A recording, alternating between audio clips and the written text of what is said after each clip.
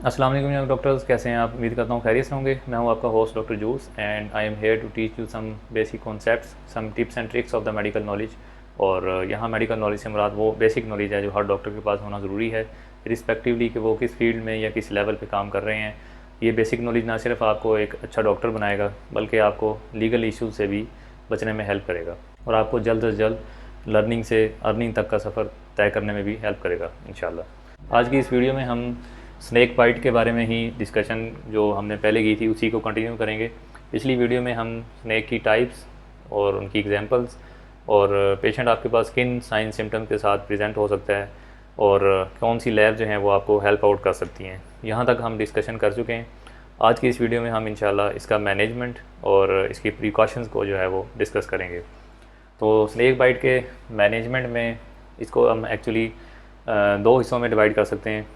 इसका first part जो है वो आउटसाइड द हॉस्पिटल है और इसका सेकंड पार्ट जो है वो इनसाइड द हॉस्पिटल है। जो इसका फर्स्ट पार्ट है वो उसमें जो केयर टेकर है वो डॉक्टर भी हो सकता है, वो नॉन डॉक्टर भी हो सकता है, वो टेक्निकल कोई बंदा भी हो सकता है। ये सिंपल स्टेप्स हैं जो कोई भी टेक्निकल बंदा जो है वो मेडिकल फील्ड से रिलेटेड अगर है तो वो इनको फॉलो कर सकता है। और जो इसका सेकंड पार्ट है वो स्पेसिफिक है, वो हॉस्पिटल के अंदर ही हो सकता है, राइट।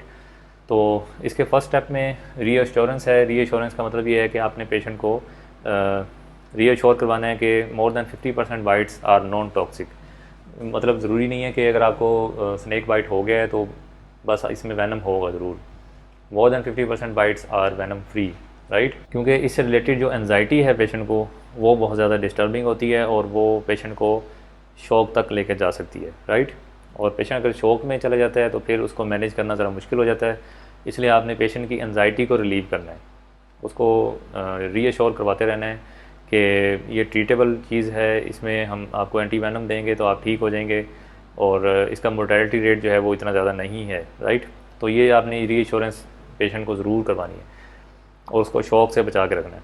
उसके बाद इमोबिलाइजेशन है। जिस लिम्ब पे या जहाँ पे भी यूजुअली ये लोअर लिम्ब पे इसके बाइट होते हैं तो आपने या अगर अपर लिम्ब पे हैं या कहीं भी हैं तो आपने उसको इमोबिलाइज़ कर देना है और उसको आप स्प्लिंट भी लगा सकते हैं। स्प्लिंट का मतलब ये है कि आप उस लिम्ब को जो है वो सपोर्ट दे दें किसी भी चीज़ से, कोई लकड़ी की या कोई भी ऐसी चीज़ हो स्ट्रेट जिससे आप उसको सपोर्ट दे दें और आप जो है वो वोंड से प्रॉक्सिमली जो है वो क्रेप बैंडेज अप्लाई कर दें। बहुत ज़्यादा टाइट भी नहीं होनी चाहिए और लूज़ भी नहीं होनी चाहिए। तो ये क्रेप बैंडेज जो है वो उसके जो टॉक्सिन का स्प्रेड है उसको थोड़ा सा डिले कर देगी। इसमें फ़र्स्ट एड मैनेजमेंट में जो है वो कुछ लोग जो है वो टॉर्निके अप्लाई करने का बोलते हैं, कुछ इंसिजन एंड सक्शन का बोलते हैं, लेकिन इनका प्रूवन बेनिफिट नहीं है, बल्कि टॉर्निके अप्लाई करने से जो है वो हमें नुकसान हो सकता है। वो ये होगा कि पेशेंट को लोकली एडिमा हो जाएगा और फिर हमें ये डिफ्रेंशिएट करना मुश्किल होगा कि ये वेनम की वजह से एडिमा हुआ है या टॉर्निकेट की वजह से हुआ है, राइट। और दूसरा ये कि जब आप टॉर्निके अप्लाई करते हैं और बहुत ज़्यादा टाइट अप्लाई करते हैं तो जैसे ही आप टॉर्निके को रिलीव करेंगे तो जो टॉक्सिन रुके हुए थे वहाँ पे लोकली उनका गश होगा ब्लड के अंदर और पेशेंट जो है वो शॉक में जा सकता है और उसकी जो भी वैनम के जो इफ़ेक्ट्स हैं वो बड़ी रैपिडली आ सकते हैं। तो इसलिए टॉर्निके ना अप्लाई करना इज़ बेटर। और इंसिजन और सक्शन का भी कोई इसमें प्रूवन बेनिफिट नहीं है कि आप लोकली वूंड को इंसाइज करें और उसका जो वैनम है उसको सक करें, इससे कोई फ़ायदा नहीं होने वाला। बल्कि रिकमेंडेड ये है कि अगर आपको कोई विजिबल वूंड नज़र आ रहा है तो आप उसको जो है वो टैप वाटर से उसको अच्छी तरह वॉश करें या आप डिटर्जेंट भी यूज़ कर सकते हैं, राइट।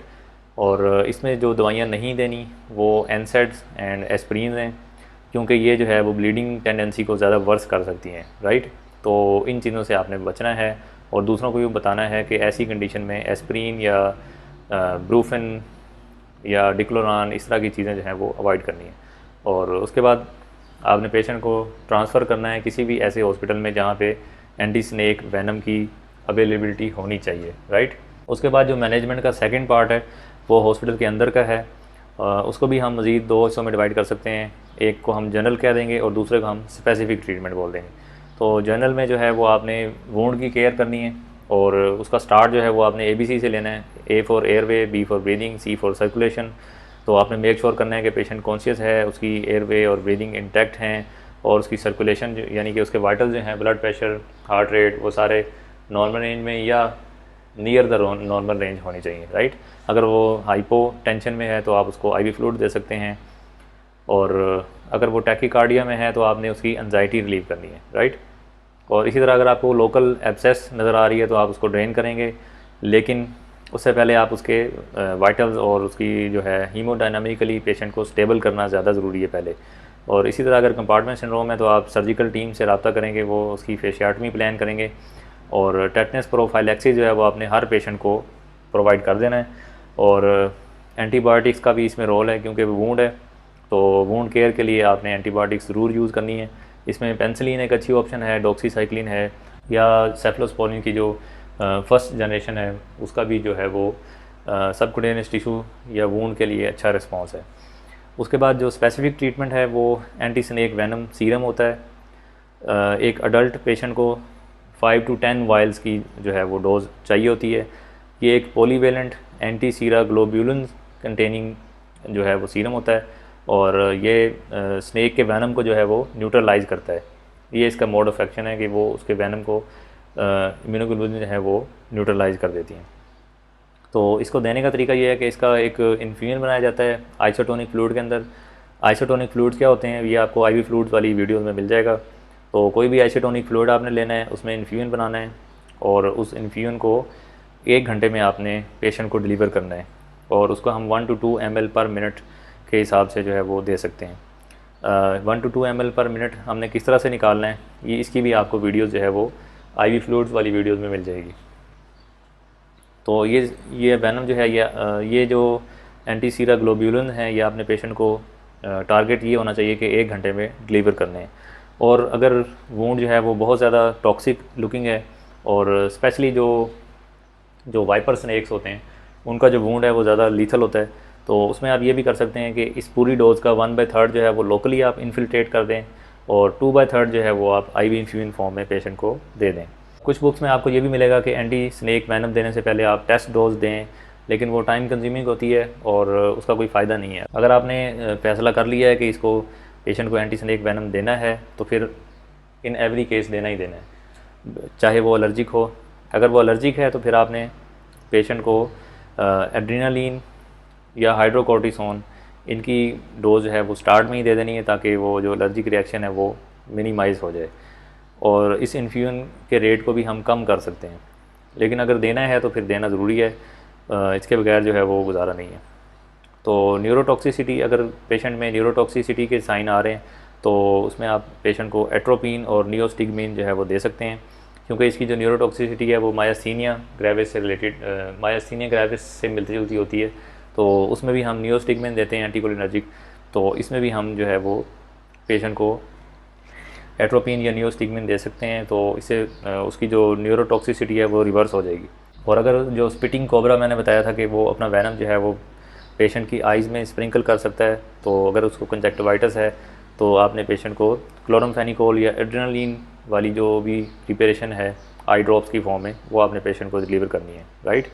और एक जनरल रूल ये है कि सस्पेक्टेड स्नेक बाइट के पेशेंट को अगर वो कंफर्म हो जाए फिर तो बात और है, फिर तो उसका ट्रीटमेंट ये सारा होगा। अगर वो सस्पेक्टेड है, सिर्फ शक है कि हो सकता है जो स्नेक बाइट है ये टॉक्सिक हो या हो सकता है कि ना हो, तो ऐसी कंडीशन में आपने 24 आवर्स के लिए पेशेंट को इनडोर यानी कि हॉस्पिटल के अंदर रखना है, अंडर ऑब्जर्वेशन रखना है, और एचडीयू में, आईसीयू में या एमरजेंसी वार्ड में रखना है, राइट।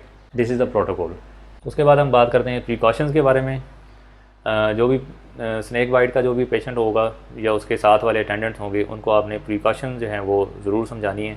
उनको बताना है कि अगर आप खेतों में काम करने वाले लोग हैं तो आपने प्रोटेक्टिव शूज़ जो है वो ज़रूर इस्तेमाल करने हैं, और आपने अगर लेटना है तो आपने ऑफ द ग्राउंड रहना है, यानी कि ज़मीन पे नहीं लेटना, किसी ऊंची चीज़ पे लेटना है।